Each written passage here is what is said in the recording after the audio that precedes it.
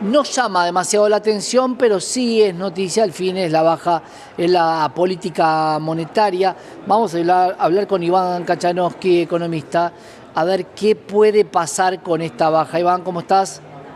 Hola, ¿qué tal? ¿Bien? ¿Cómo estás? Muy bien, bueno, a ver, por un lado una baja de tasa que venía muy anunciada, pero un número que asusta porque da 3,33 si te pagan 40% en los plazos fijos. Contame un poco a quién favorece y a quién puede llegar a perjudicar. Bueno, a ver, yo creo que hay varias cuestiones para ver acá. La primera que te diría es que creo que esto anticipa que por ahí la inflación de abril va a ser más baja de la esperada, ¿no? Entonces están anticipando esta baja de tasas. El Banco Central avisó que para tomar decisiones de política monetaria va a mirar la inflación core, ¿no? La que saca las Ujú. cuestiones de estacionalidad. Eso ya había dado muy bajo en marzo, probablemente en abril esté dando más bajo de lo esperado y motiva esta nueva baja de tasa que es la quinta desde que asumió el nuevo gobierno, ¿no? Ahora, hay dos cuestiones acá, ¿no? Obviamente esto impacta en los plazos fijos, es decir, el plazo fijo rinde menos, y lo que se está buscando es que se cambie un poco el instrumento, ¿no? de monetizarse de algunos agentes económicos, y que esto derive en ir de los plazos fijos a bonos que pueda ofrecer el Tesoro, ¿no? Que son de más largo plazo y empieza a dar un poco más de oxígeno, ¿no? Hay una cuestión de empezar a estirar los vencimientos y no estar a lo que está acostumbrado Argentina Claro, siempre, que es que toda la semana, todos los meses vence algo y es un rally bastante complicado. es difícil para el inversor, ¿no? Es decir, bueno, entiendo que el horizonte de inversión me lo estás alejando, pero claro, eh, hay un riesgo implícito en la Argentina que no es lo mismo que cada mes cobrar el interés, que además te sirve para pagar cosas porque es un complemento de tu ingreso. Correcto, correcto, totalmente. Además, digamos, por eso el gobierno también se esfuerza mucho en dar la señal de que el tipo de cambio va a seguir con este crawling peg del 2% y que no va a venir ninguna devaluación, ¿no? Porque si no, nadie va a querer meterse en algo de largo plazo, ¿no? Porque ¿a qué estamos acostumbrados en Argentina? Que el Claro. dólar eventualmente sube, ¿no? Entonces, todo esto, más el blanqueo que se quiere hacer para tratar de garantizar de que haya dólares, buscan dar esa señal y yo no tengo dudas que Caputo está convencido de que quiere estirar esta estrategia de dólar apreciado, aunque para él no está apreciado, lo más que se pueda, ¿no? Y que entonces Claro. dejar tranquila a la gente. Y Pero ente- esto se va a volver desafiante, porque en algún momento vos tenés que encarar la unificación cambiaria. Y en el momento de encarar esa unificación cambiaria, salir del cepo, etcétera, que eventualmente tratarán de hacerlo este año, estas tasas ya no te sirven, ¿no? Entonces, ¿qué señal vas a estar dando? Porque si vos sabés que para salir del cepo la tasa baja no te ayuda tanto, bueno, hay margen para bajar la tasa, para tratar de acercar el nivel de inflación, si realmente llega a un dígito y baja, a lo que es la devaluación del dólar, pero en algún momento, para mí, esta es una cuestión transitoria, en algún momento va a tener que generar otro esquema, ¿no? claro, y ahí la gran pregunta es, sabiendo esto, porque todo lo que es información y timing es fundamental. Si yo sé que vos vas a tener que unificar tipo de cambio, hoy voy a comprar los dólares que están más baratos y voy a relegar ese 3%, entendiendo que en algún momento el salto no va a ser del 3%, porque ya lo vivimos, cuál sería el tipo de cambio. ¿Crees que hay un juego complicado ahí con mucha gente volcándose a dólares a través del dólar financiero? Ni siquiera estoy hablando de un dólar informal, estoy hablando de un dólar financiero donde siempre tiene que haber una contraparte. ¿Habrá contraparte para todos los que quieran comprar dólares? Bueno, acá es clave, fíjate lo que está, lo dijo Milei algunas veces, no me acuerdo si Caputo, pero están tratando de buscar estos 15.000 millones del fondo, ¿no? Claro, Que eso garantizaría mucho aire para, bueno, tener tranquilidad cambiaria. Yo no creo que el fondo lo dé porque sí, ¿no? Digamos, yo creo que el fondo está esperando dos cosas para abrir esa billetera. Una es que realmente la ley bases termine de aprobarse, ¿no? En el Senado, digamos, ¿no? Que pueda mostrarse que hay gobernabilidad, porque si no hay gobernabilidad y llegar a fracasar, bueno, más difícil que abra la billetera. Yo creo que por un lado ese es un requisito que pone el fondo. Por el otro, este ajuste fiscal que se está haciendo también en la hubo mucho de licuación a los jubilados, que sabemos que con la nueva fórmula eso no va a estar más. claro. Bueno, ¿cómo vas a reemplazar eso? ¿No? Entonces, si el nuevo esquema le cierra el fondo, y la ley bases pasa en el Senado, yo creo que hay... No se puede sostener en el tiempo. Yo no puedo sacar hoy las retenciones porque no se sostiene en el tiempo. No puedo sacar ganancias porque no se sostiene en el tiempo. ¿Seguimos poniendo parches o crees que la ley de bases va a decir de ahora en más esto se hace de esta manera? Yo creo que lo que se vio hasta ahora son algunos parches, pero parches necesarios. Es decir, Argentina siempre que tuvo crisis, primero tuvo que acomodar la economía. Bueno, todo lo que estamos viendo es ese acomodo a un estilo que te puede gustar o no, pero que estás ordenando las cuentas de la economía argentina. Pero es transitorio, es como si te dijera un prequirúrgico, ¿no? Digamos, la cirugía verdadera viene después y se aprueba la ley base.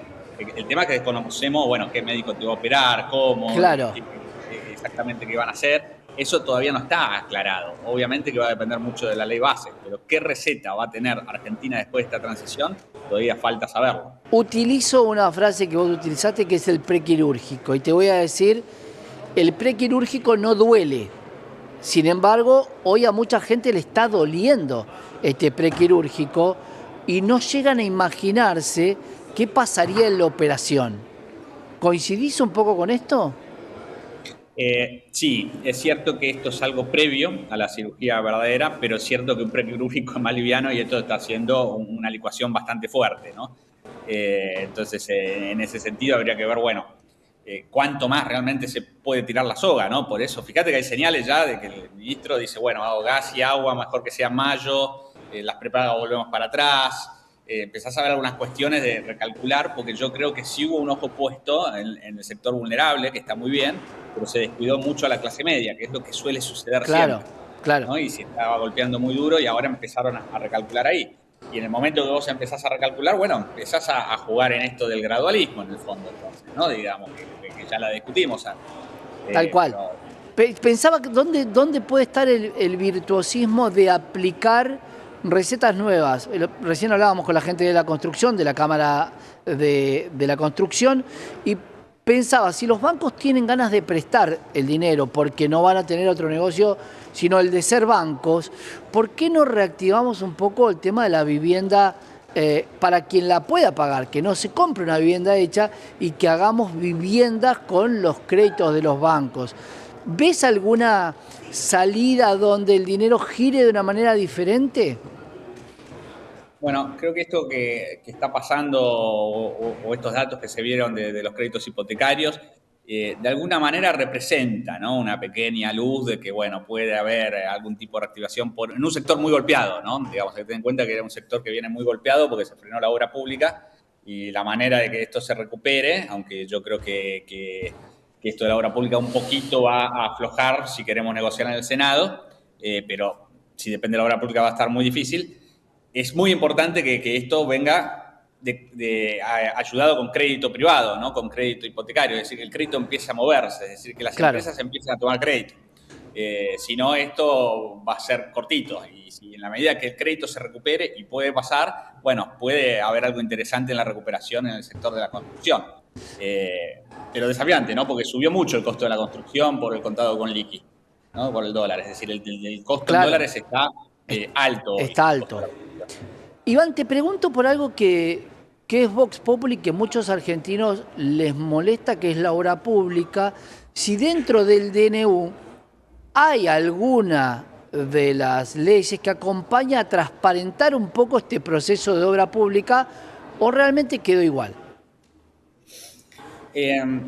Mira, desconozco bien ese detalle. Yo creo que no hay, por eso digo, me parece que ahí hay una falencia, porque la transparencia en la obra pública no implica que no se haga. Recién hablábamos con el titular, con Gustavo Weiss, que te contaba, que decía, bueno, hay algunas obras que son necesarias.